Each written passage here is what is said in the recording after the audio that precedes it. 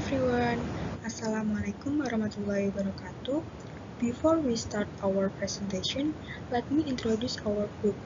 First is Tutik Larasafitri, second is Benedicta, Girlani, Yulean, and the last one is Ragil Nurhidayatun.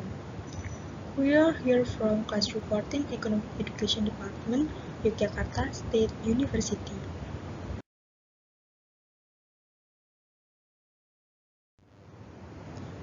We are from Group 7. We are here to present our review of journal as an assignment of public economics subject, and the title of our journal is Carbon Tax Incidence on Household Demand, Effect on Welfare, Income Inequality, and Poverty Incidence in Thailand. This journal researched by Supaiwan Salim from School of Development Economics, National Institute of Development Administration in Thailand. The research background in the journal is the importance of mitigation policies in resolving energy and climate problems has become obvious around the world over the past 12 decades. One of them is Thailand. Thailand submitted its intended national determined contribution proposal in October 2015, outlining a plan to reduce its greenhouse gas emission by 2030.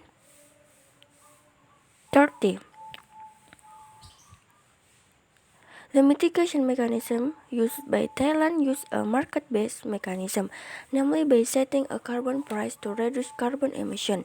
A carbon tax on fossil fuels can provide an incentive to switch to clean energy that is more renewable and sustainable in the long term.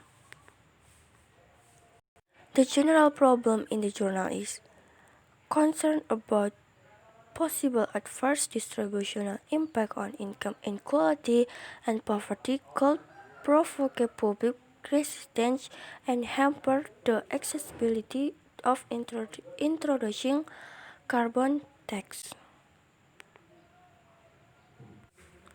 Consumption patterns largely determine difference in such distributional outcomes in lower and middle-income countries. Thus, the distributional impact of the policy on household welfare, measured by change in household consumption, is response to price change induced by a carbon tax. Income inequality and poverty reduction may represent an important barrier to introducing a carbon tax in developing countries, including Thailand.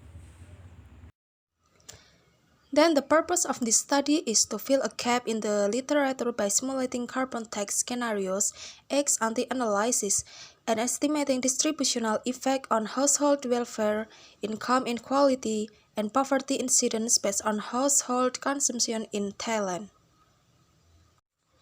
The methodology for this study also employs a microsimulation model incorporating a demand system estimation to evaluate the carbon tax incidence based on household demand.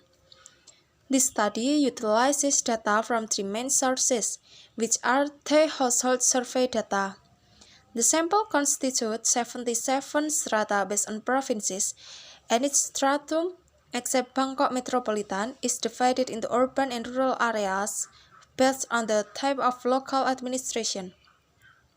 Then the next stage is to select private sample households systematically, 15 urban households and 10 rural households. The stratification and sampling weights are assigned in the survey setting to represent the mean estimates for the whole population in the study. And then consumer price index data. Monthly consumer price indices are published by Bureau of Trade and Economic Indices, Ministry of Commerce. The indices are calculated based on the modified Leitspier's formula. And the last, input-output data. The input-output data include transactions between 180 industry sectors, which are regrouped into 37 sectors in this study for distributional analysis. The 37 industry sectors from the input-output table are then categorized in 12 consumption groups to match with household consumption data from the national survey. The next slide is research variable. First, Carbon tax assumption. Carbon tax is assumed to be levied directly on emission from fossil fuels into energy production sectors, petroleum refineries, and electricity generation. The effect of carbon tax increases producers' prices in the two energy production sectors and other industrial sectors that use energy in their production process. Increases in producer prices can be calculated using the price input-output model. The effect of carbon tax also indirectly increases the prices of non-energy goods and services that use energy in the production process. Second variable is effect on household welfare. The relative welfare effect on each household can be calculated from the percentage of consumption expenditure. Consumption expenditure can be divided into four types of consumption goods. In this study is electricity, transport fuels, food, and non-alcoholic beverages and other non-durable expenditures.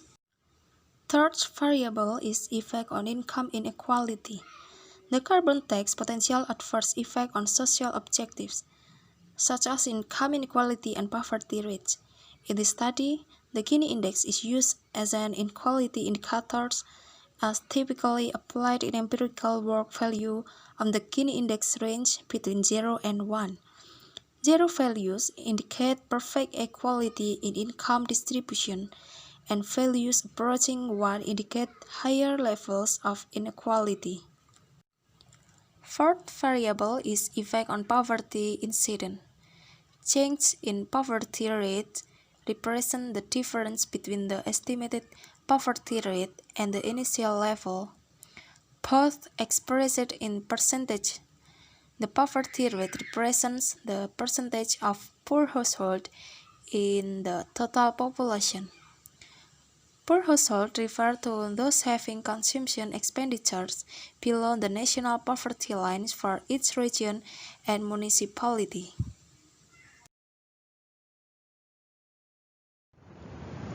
Conclusion. The distributional incidence of carbon taxation on households can influently determine the impact of such policies on social objectives, such as reducing income inequality and poverty rates. The novelty of this study is to inform carbon tax policy design in addressing the following three aspects of policy constraint: effectiveness, equity, and social. For the effectiveness aspect, the findings suggest that the impact of changes price induced by a carbon tax may be more effective in reducing transport fuel consumption. For equity and social aspect, the results support the hypothesis that a carbon tax could be progressive in developing countries compared to a general finding of the regressive result in developed countries.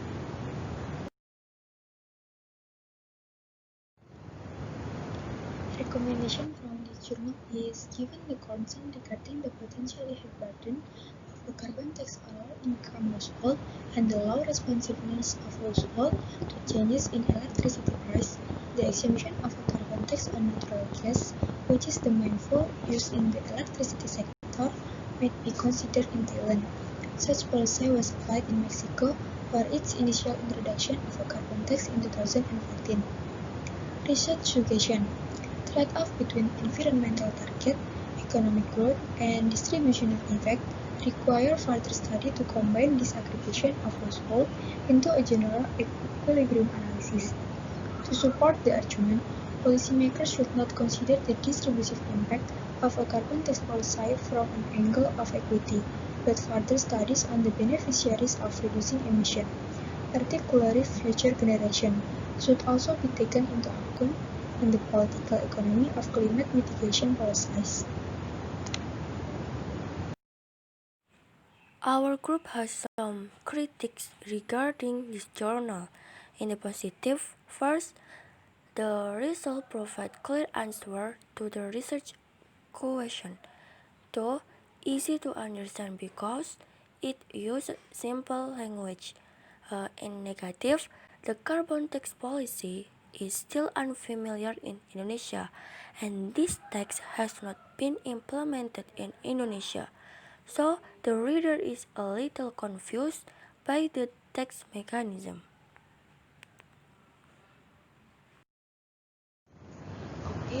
That's all from us. Thank you so much for your attention. We are sorry if there are any lots of mistakes, and if you have any question, you can ask in the post comment column on Facebook group. We will try to give the best answer. Thank you so much, and wassalamualaikum warahmatullahi wabarakatuh.